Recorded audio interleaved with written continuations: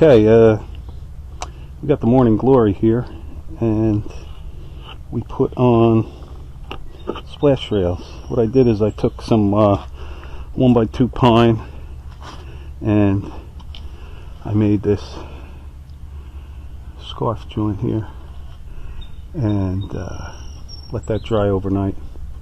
Then what I did is I marked every beam, every frame, and countersunk the holes.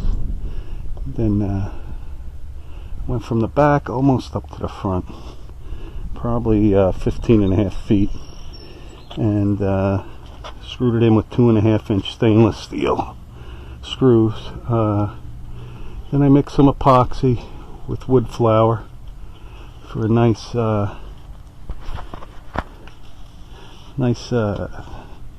curved seam.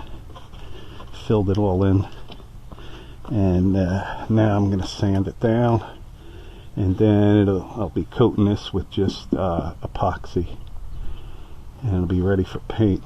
And what I did up here is, we had a bad storm last year, and what I did here is some of the wood on the rub rail wore away. So what I did is I took this paint stirrer, and since there was a void in here, and I screwed it on with some wax paper, and then I filled this in with the epoxy wood flour mix, and I'm hoping when I take this off, all I have to do is sand it and it'll be even again. And what I'm also doing is I put this groove in here, and what I'm hoping to accomplish is putting, here we are, this rope like that into the seam, into that gap, so it'll act as a cushion on the rub rail. This is synthetic manila, I believe 1 inch.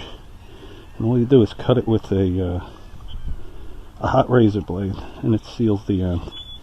And I just whipped the end on this one just for looks. Use whipping thread, it's wax thread. You could find out how to do that on YouTube. And as you can see here, in a few spots the router went astray, and all I did was fill it in. Now I'm going to sand this again. See, here's a spot, just sand it, and it's going to come up to here, so that should look good, the rope in there. And the same on this rub rail, on this splash rail, and that's it. I'll get back to you after I do some sanding.